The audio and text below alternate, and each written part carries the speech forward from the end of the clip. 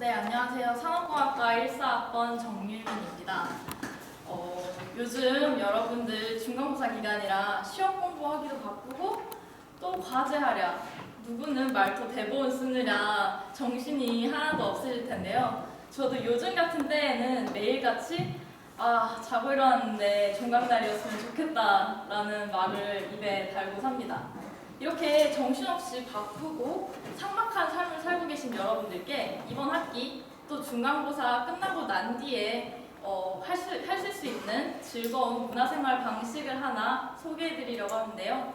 바로 교내 동아리 공연 관람입니다.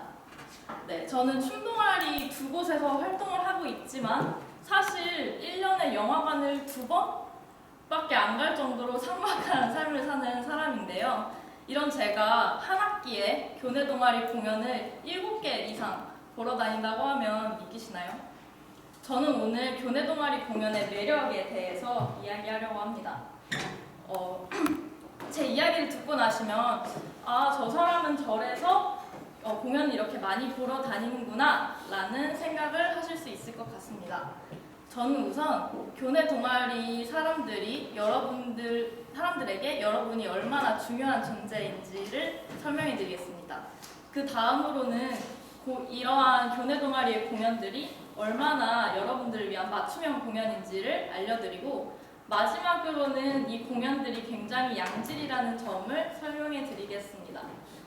네, 그러면 일단 제가 본격적인 이야기를 시작하기에 앞서서 제가 준비한 자료들이 전부 제가 설문조사를 한 내용을 바탕으로 한다는 점을 짚고 넘어가려고 하는데요. 교내 공연 동아리에서 활동한 적이 있는 서울대학생 113명이 응답을 해주었고요.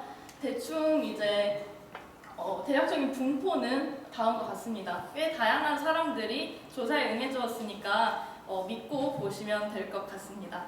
네, 그럼 처음으로 왜 교내 동아리 공연 사람들이 여러분들을 애타게 기다리고 있는지를 알려드리려고 하는데요. 설문조사에 따르면 평소 어떤 방식으로 공연을 홍보하고 있나요? 라는 질문에 아무런 홍보를 하지 않는다는 사람은 없었고 대부분의 사람들이 홍보물이나 SNS를 통해 홍보하는 것을 확인할 수 있습니다.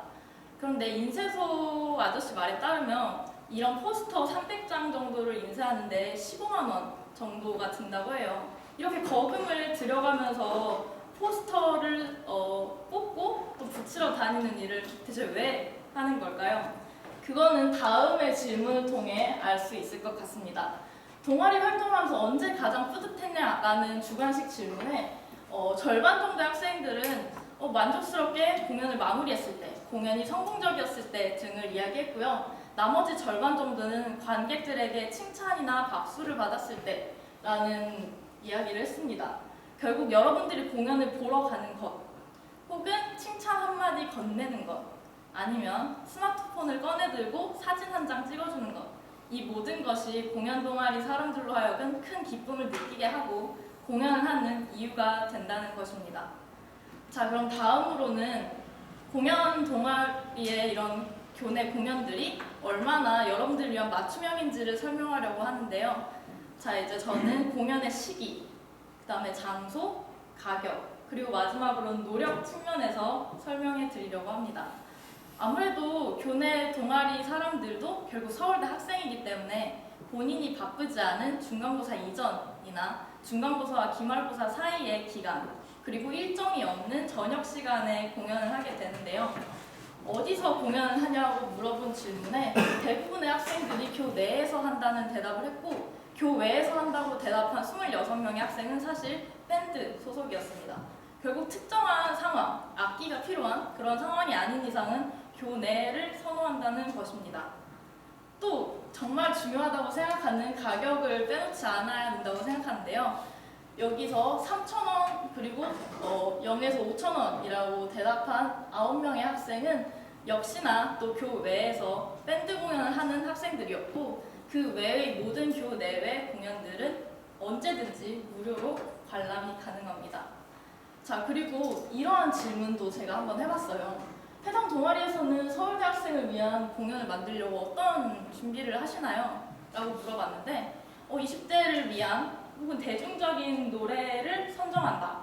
혹은 교내 이슈를 대본에 넣어서 대본을 짠다. 아니면 뭐 대본을 고를 때 눈높이를 고려한다. 그리고 아까 교외의 공연장을 선정하는 사람들은 홍대가 아닌 낙성대, 가까운 곳을 선택한다 등등을 이야기해 주었습니다. 그래서 한 문장으로 제 두 번째 이야기를 요약해보면, 여러분들이 가장 편하고 안정적인 때에 학교 안에서, 그 다음에 나에게 익숙한 노래와 주제의 공연을 얼마든지 무료로 볼 수 있다는 것입니다. 네, 그런데 이렇게 맞춤형 공연이라고 해도 맞춤형 공연이라 해도 재미가 없으면 볼 이유가 없잖아요. 그래서 저는 이제 마지막으로 이 공연들이 꽤나 양질이라는 것을 이야기하려고 합니다. 그래서 제가 연습하는 시간이나 사용하는 비용을 물어봤어요, 사람들에게. 그랬더니 평균적으로 2개월 이상, 한 공연에 해당해서 2개월 이상 매주 최소 9시간 이상을 사람들이 투자를 하고요. 매 공연마다 평균 약 11만 원의 지출을 한다고 합니다. 이렇게 많은 시간과 돈을 쏟아붓는데 어느 정도는 준비가 된 공연이라는 생각이 들지만, 그래도 여전히 양질인지에 대한 의문은 있습니다. 그래서 이러한 질문도 드려봤어요. 공연 이후 지인이 아닌 사람으로부터 얼마나 많은 칭찬을 들어봤냐? 꽤 많은 사람들이 칭찬을 들어봤더라고요. 이렇게 많은 사람들로부터 검증을 받은 공연이라는 얘기입니다. 또 일례로 제가 소속되어 있는 222Hz라는 동아리에서는 매년 여름에 한강이나 신촌에서 길거리 공연을 하는데요. 이번에 올린 영상이 유튜브에서 지금 조회수 34,000인데 한 1개월 만에 14,000회의 조회수를 찍었습니다. 이런 모습을 보면 비록 비전문적인 집단의 공연이지만 꽤 볼만한 가치가 있고 많이 준비되어 있는 공연이라는 것입니다. 자, 그래서 제 이야기를 이제 한 문장으로 요약을 해볼 건데요. 이렇습니다. 네, 잠깐 긴장이 돼서. 네, 그래서 결국 중요한 것은 저희가 가장 편한 때 저희에게 맞춤형으로 제공되는 공연을 양질로 즐길 수 있고요. 또 저희를 통해서 공연을 하는 사람들도 뿌듯함을 느끼는 것이라는 것이 이 교내 동아리 공연의 매력입니다. 어떠신가요? 제 이야기를 듣고 나면 제가 왜 이렇게 많은 공연을 보러 다녔는지 조금은 알 것 같으신가요?